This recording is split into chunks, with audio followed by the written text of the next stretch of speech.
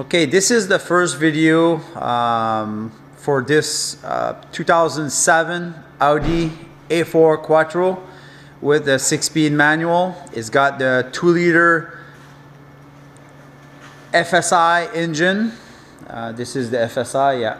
So this is the FSI engine. That's the cover.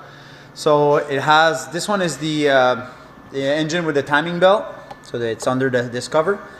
All right, so this engine seems to have a low oil pressure. It's noisy, and the symbol in the dash for the oil pressure comes on when you rev it to like 2000 RPM. And the customer has replaced the turbocharger on it. I don't know if it was a used one or a new one or what it is, but anyway, they replaced the turbocharger. And since they replaced the turbocharger, now the engine does not run smooth. They did a compression test on it. They said that there's a couple cylinders that are lower than the others. We're probably going to do a compression test ourselves, so we're going to see if it does match. And also you have the oil pressure issue. My bet is that the balancer shaft modules, the module for the balancer shaft and oil pump, it's probably loose. So that's probably where it's getting is low oil pressure. And the customer told me that they removed the intake manifold to check if there was any carbon buildup on the intake valve. And he says there was some carbon, but it wasn't nothing major. So everything was clean, everything is reassembled. It's got 162,000 kilometers on it. So it's probably gonna need, I guess a timing belt if the engine's gonna be, like repaired or not. So I guess one thing to do is I'm gonna start it to see if it has any fault codes for timing. If I have a suspicion that maybe if let's say if the timing belt, the timing chain has jumped here in the cover, the intake cam would be phased incorrectly.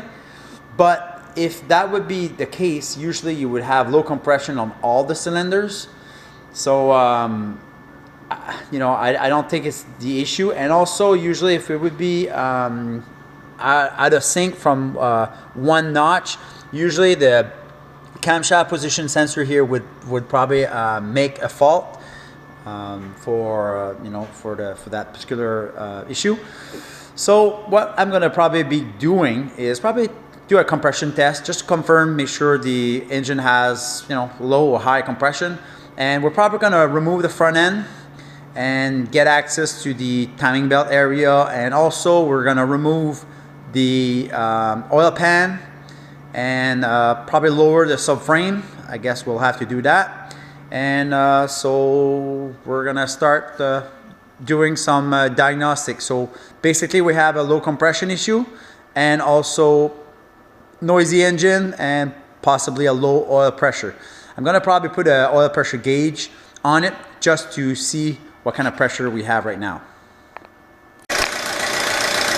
All right, so I put the oil pressure gauge on it. It's got less than 25 pounds. You can hear the engine is quite noisy. So anyway, it's got very low oil pressure. And the engine is cold. The oil is probably very thick. So I'm gonna rev it.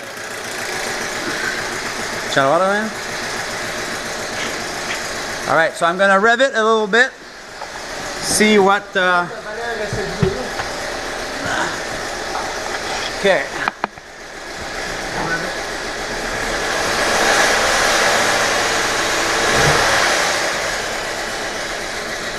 All right, so I'm gonna quit that. I don't want to damage the engine.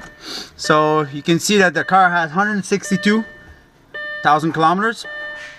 So anyway, we're gonna take the front end off and remove the oil pan, and we'll go from there. Okay, right now I'm at the update number 2. So what I've done here, I have removed the front end completely. Right now I have the shop air on the cylinder number 1. Cylinder number 1 is at top dead center. If you see here the timing mark, okay, so it's right at top dead center. It means the piston is right up at number 1, and all 4 valves on cylinder number 1 should be closed. And the strange thing is,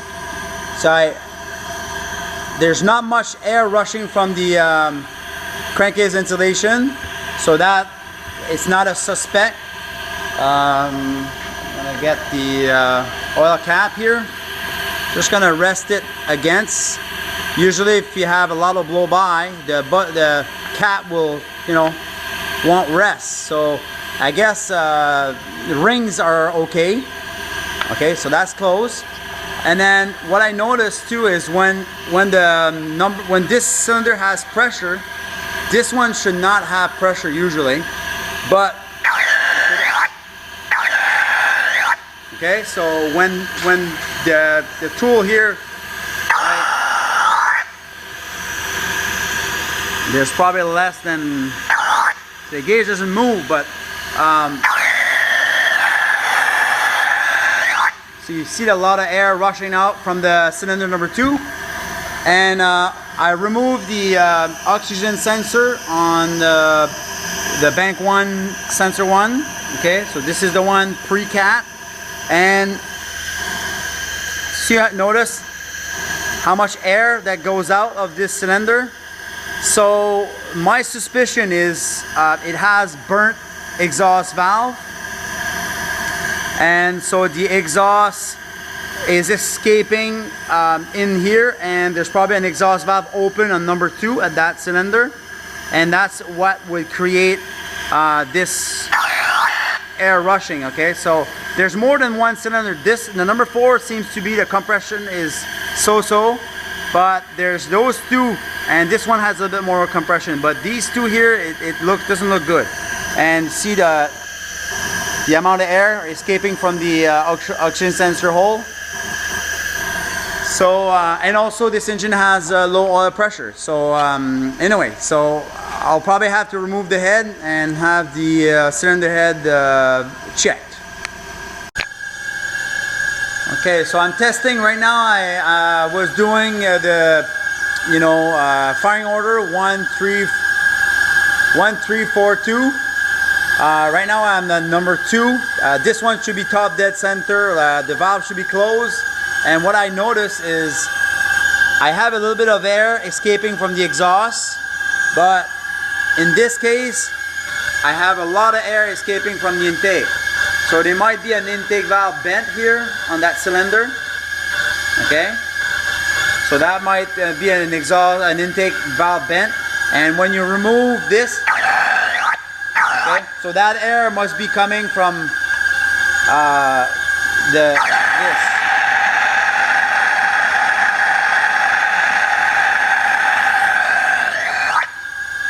Anyway, so we're probably looking at bent intake valve and bent exhaust valve in certain cylinders. Anyway, so I guess it looks like the head's gonna be removed, and also low oil pressure also at the same time. Okay, right now I have the put this here. Right now I have the pressure on cylinder number 1. See the timing mark here is very faint, but the timing mark is at OT. That means it's top dead center on number 1. And so I have air pressure on cylinder number 1. And what I notice is I have a lot of air rushing on cylinder number 2. But what it's going on here is there's probably 1 or 2 exhaust valve bent on number 1. And so the air is escaping from the exhaust manifold and going to the cylinder number 2 here. Okay, and also I noticed that there's a lot of air escaping from the oxygen sensor hole. Okay, and on cylinder number 2 here, cylinder number 2, this one, when I do the same situation, and you can tell that the cylinder 1 is on top dead center because the lobes of the valves See, the lobes are pointing approximately up. See the same thing on the intake. So this is number one. But I've noticed that these engines, when they say top dead center, when you do a timing belt, see the timing mark does not match. Okay, it matches here, but it doesn't match on the cam pulley. But if you turn the engine, with a ratchet and you bring the compression on, I think it's on number 3, I think, or 4, I can't remember. But see, we'll put it on number 3 and we'll turn it until we feel there's a little bit of compression. Okay, I'm gonna turn it. Just gonna put the camera here.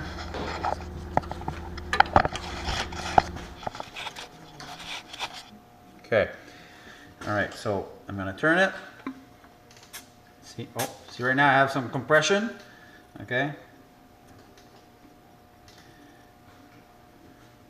but it's not on the cylinder. I think it's number 4 actually.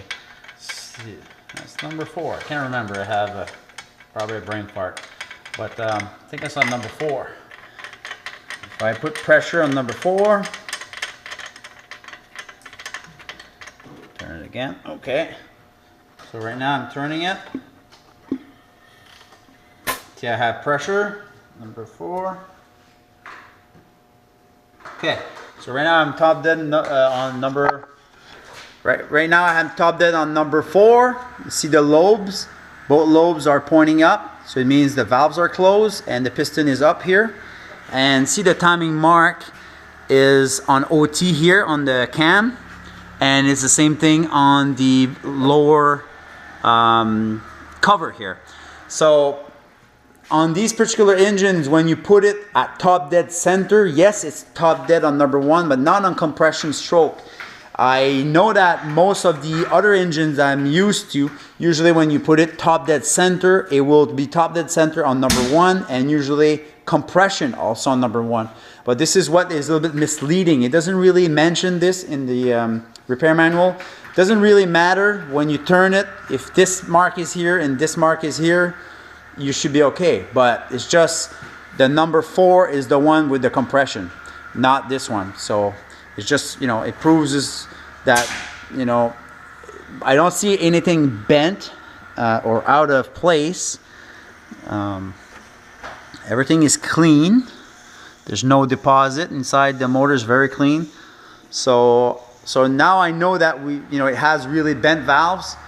The only other way to confirm this 100%, it would be to remove the intake manifold again. I haven't removed it myself, but the owner did remove it. But it would have been nice to put it top dead center, let's say on number 2 or 1, and make sure the valves are closed and pour some type of liquid, maybe diesel fuel or something, in the intake port, just to see if they would hold liquid. And then if it doesn't hold, then you know that you have bent valves. You know, on the exhaust valve would be much harder because you have to remove the turbocharger and everything. But it really doesn't look good anyway for that. Okay, now I have removed the oil pan. Not only the oil pan, as you notice, the front end also. I have lowered the subframe. I haven't removed it. I have a transmission jack supporting the back of the transmission because that cross member is loose. And what I did, I was able to lower the subframe under where it should be.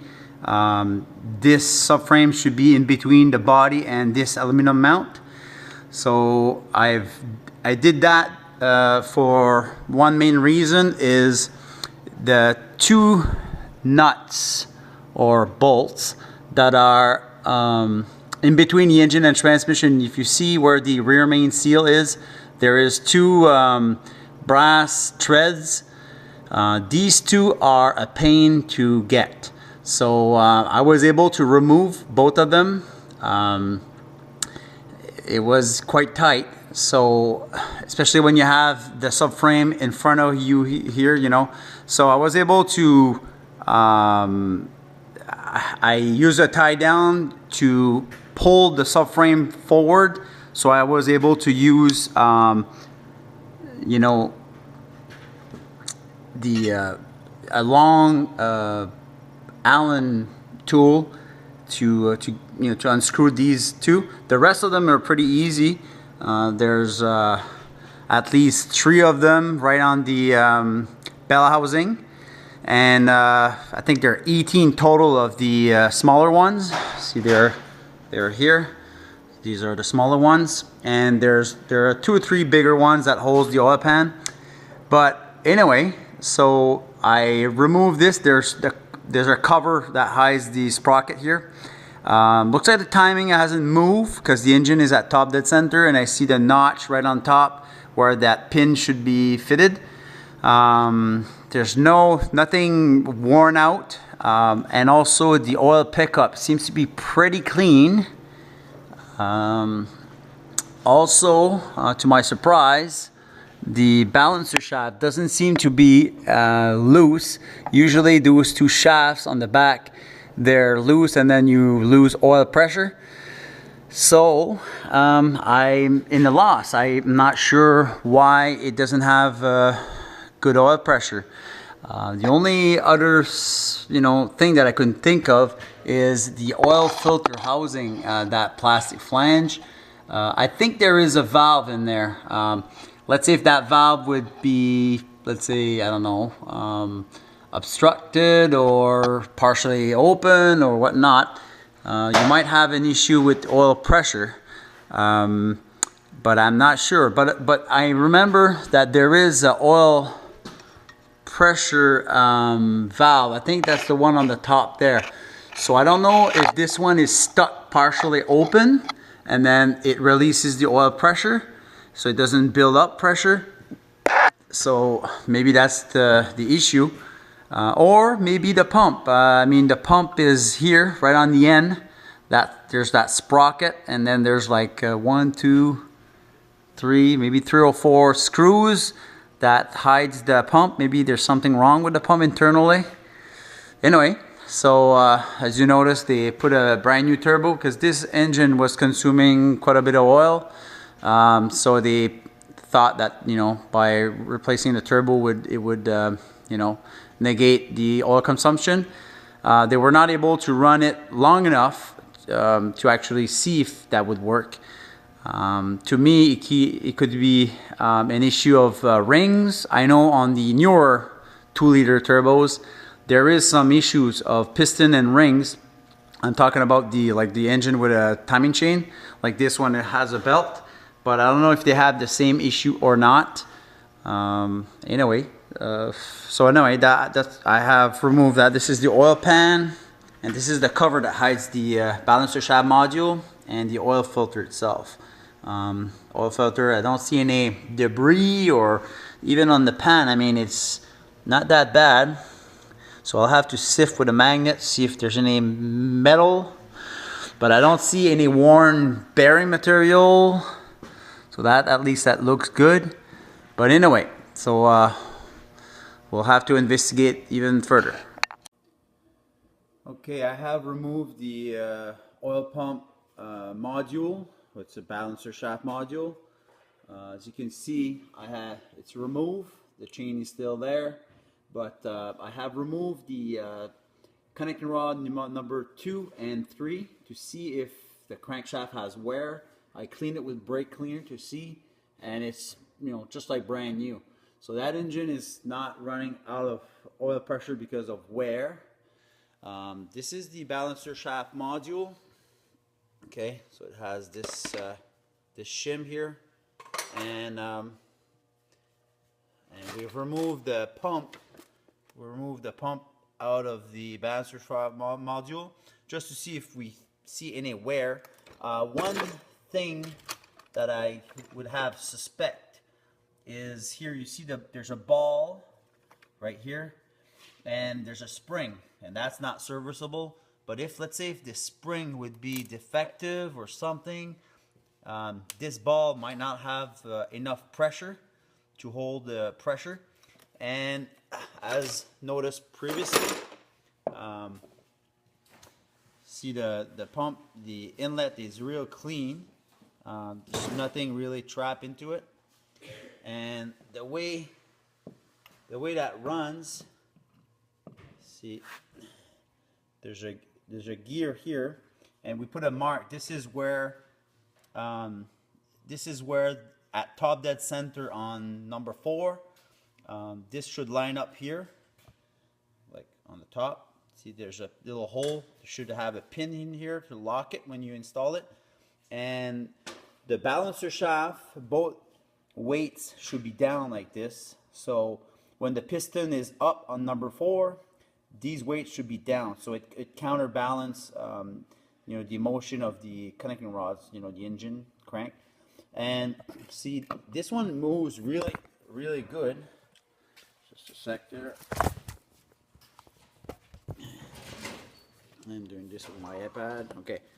All right. So you see, it moves really easy. So it moves real easy, and I don't see. See, they're not loose here. That's what I was expecting, to see the shaft real loose. See, that's all normal, and that's the hardware that's for the pump. And all right, so anyway, so I don't know. I think maybe the pump is really defective. There's no real easy way to test a pump like that. It's not like a starter or alternator. You could put it on the bench and test it. It's quite hard. Anyway, so we'll see what I end up doing.